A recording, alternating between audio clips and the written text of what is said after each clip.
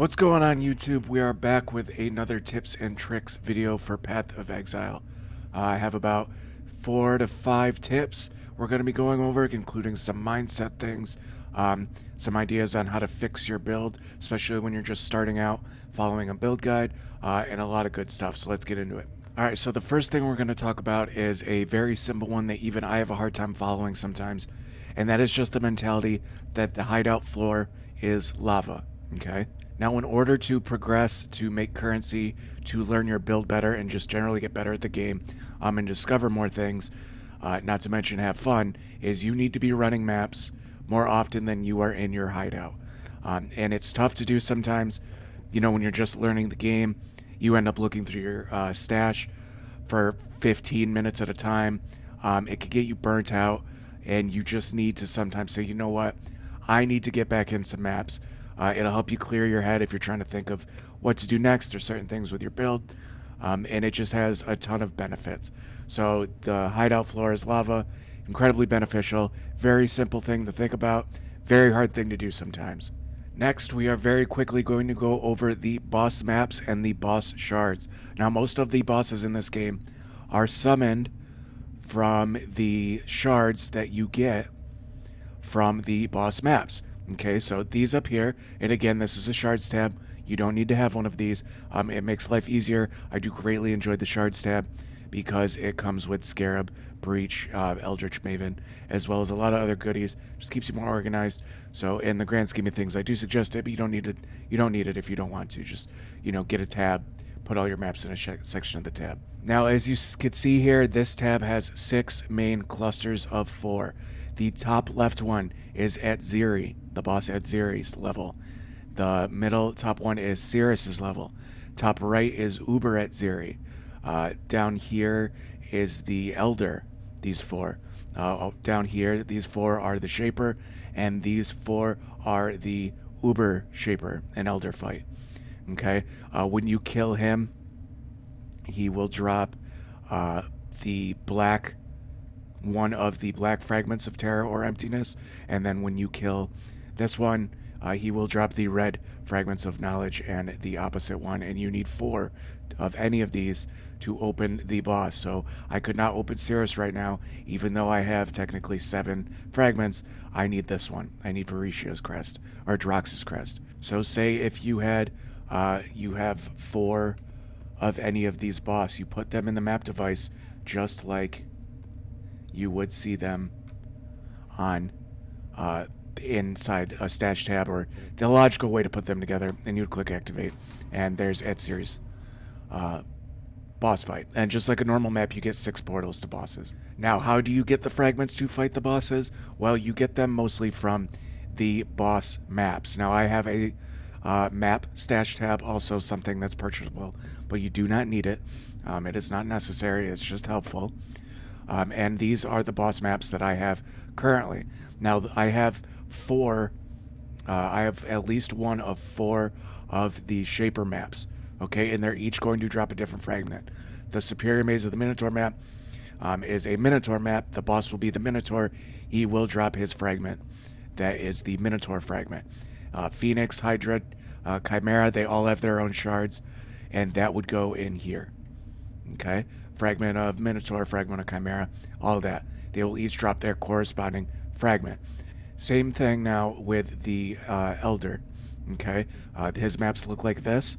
Each one of these is going to drop a different fragment, and there's 4 of them to equal the 4 shards, okay? And these ones are the Cirrus maps. They are worth the most at the time of recording this. One Cirrus map is about 40 chaos. These are about 12 to 15 each. Cirrus just has a better drop pool. People just like to do him more. For that reason, those maps are a little more expensive. But same thing, if you got all 4 of those, you would drop one of these to each corresponding. So that's how you get the bosses. That's how you run them. That's how you put them in the map. Now, since we are on the topic of bosses, there is also 3 bosses that are summoned and you get to by using these 3 icons on the map device. Okay, if you don't have these unlocked and you are running maps, the way that's going to The way you're going to do that is if once you start running maps, you will eventually get a quest line. Hit U, look in your quests, and they will appear. Now, I already did the Searing Exarch and Eat of Worlds one. I have not done the Maven this season. I bought a carry to get the Maven Watchstone. I'm not a big fan of the Maven. Some people are. You might want to try it. You might enjoy it. It's not my kind of thing. So I won't be talking about the Maven, but these two, the Eater of Worlds and Searing Exarch.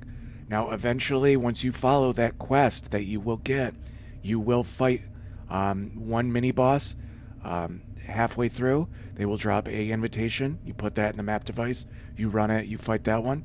And then you will eventually get to the point where you fight the Searing Exarch. Whether you win or lose, it is going to unlock the button for this area. Okay? Same thing with Eater of Worlds.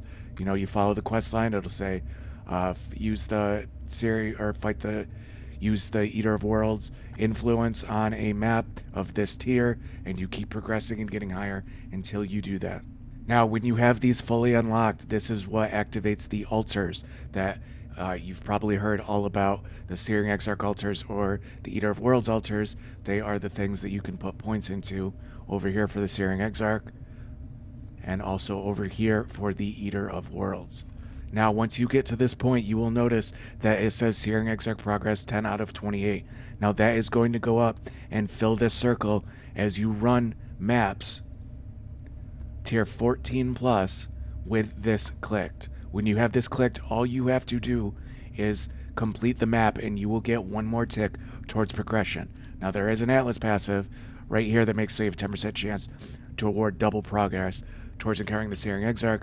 So obviously that just means 10% chance to get 2 ticks of this on your way to 28.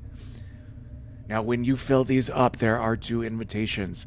One will drop, either the Screaming Invitation or the Withering Invitation.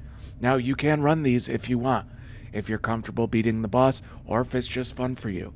Or if you want to make currency, they sell for quite a bit.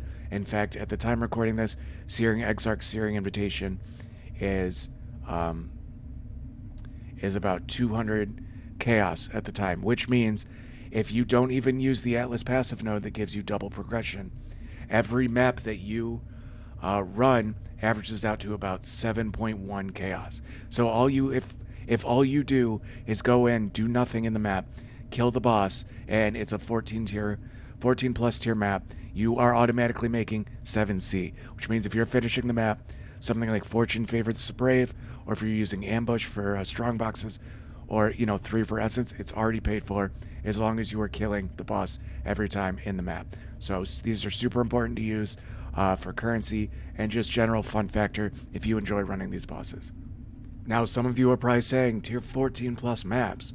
I'm not even close to that yet. I'm still running, tier 3, tier 4, tier 7, tier 8, something like that. That is fine. Run the tier map that you can do. There's no shame in it. I know the first season I came back to playing PoE about 5 or 6 seasons ago, it took me forever to get to tier 16. I was straight trash, okay? Everybody gets there. It takes a little bit of time. Don't ever be ashamed to run lower tier maps just because you see all these videos online of these people that make a living off of making these videos that are just ripping through fully juiced tier 16 rare corrupted 8 mod maps and that crap. Don't worry about that. Just play the game. You will get there. I promise you. Alright, the last thing I want to talk about is you can fix small problems with your build. Even if you are a newer player, as you progress and get to know a little bit more about the game, you will learn little things you can do to prevent or completely eliminate incredibly annoyances about this game. So for one example, I'm going to use Corrupted Blood. It is the ailment where the blood balls go over your character and your life drains and kills you. Incredibly powerful, incredibly pain in the ass, very easy to get rid of though. The main way to do that is either one, getting it on the second getting it on a suffix or prefix on a flask, okay? And then an even easier way is you can get this on a jewel, a normal jewel that you can put in your passive tree. So you'd come over here to the PoE trade site, you would put in jewel, you can put in any jewel. Put in corrupted blood and implicit. Corrupted blood cannot be inflicted on you. They roll as implicits on corrupted jewels. And you would click search, and look, these are very cheap. 1 chaos. Now, you would want to keep looking and find one that is, good for your build. Like if you are doing burning damage and you crit in some way, shape, or form with your spells, this would be a perfect one. It'll give you good damage. Now, if you wanted to get a little tankier, you could look for something that gives you energy shield or life. Do something that complements your build. For example, when I got this one, it was near the beginning of this build, and I needed 2 things. I need 3 things. I need to be immune to corrupted blood. I needed more attributes to hit the Cosprey's insane 212 dex requirement and 257 intelligence requirement, and I was squishy as hell. So I got one with increased maximum energy shield. I took that and I put it in a jewel socket, and there you go. Was incredibly helpful. So something as simple as that, once you learn, corrupted blood's a pain in the ass, I can either put that on a flask by crafting it and just rerolling orbs of alteration on it till it gets it, or even better, you could just completely knock it out by putting it on a jewel. Even if you are losing other things. For example, I would lose a crap ton of damage if I replaced it with this jewel right now, but you can't do damage if you're dead, so it is worth it. Another quick example is when you see a build that is using something like mine that has 7 auras, and you are like, how do you do that? I can't get my mana reservation efficiency high enough and all that, and they don't use a small cluster jewel that uses this. Increased maximum reservation efficiency of skills. You can get this on a small cluster jewel. You can get it for as cheap as 5-10 chaos, and it is definitely worth it. And most of the time, people, including me, will be using an enlightened support gem, usually a tier 4 or 5. But unfortunately, once you get into the higher levels, say they're using a 5, it gets incredibly expensive. Even a level 4 is 10 divine. If you go to level 5, we're talking 150 plus. So if you can't afford something, don't say, okay, well, they don't use something like this small cluster jewel to hit that cap. I can't either. Yes, you can. It is not a problem to lose some damage if it means you get a full extra aura. Any cluster, like any small jewel, is not going to be worth it as much as just using a couple extra skill points, putting this in, and getting some extra mana efficiency. Now, again, with the other thing, you can pick your other mods to what you need. This has life. I don't really care about that on this build, but it has chaos resistance too. So an extra 6% chaos resistance is really big for me since with my current build, I do not cap it. So again, fix small issues with your build, even if it does not follow what the guide you're following says. It's okay. You'll get there. There's a solid chance you're following this build that you have because it is very endgame and very strong, and that can come with pitfalls. Don't fall for them. You could still make a strong build while making, a little bit of negotiations with how much damage you do compared to how long you are alive to do that damage. Alright guys, so that is just a quick 4 or 5 tips for newer players and maybe some veteran players, or maybe just kind of a mental refresh. The Hideout Flora's Lava thing, even, really high-end players need to hear that sometimes because they end up getting lazy and lackadaisical, and it's just not good for you. Now, I plan to keep doing more of these, so please, if you are a newer player or just a veteran, there's something you don't understand, I can throw that in the next one. I'll try and do one a week until I just start running out of stuff to do. I am going to try to stream more this weekend, but it's the only reason it's become hard is because V-Rising put out a huge content patch, and I've been playing that.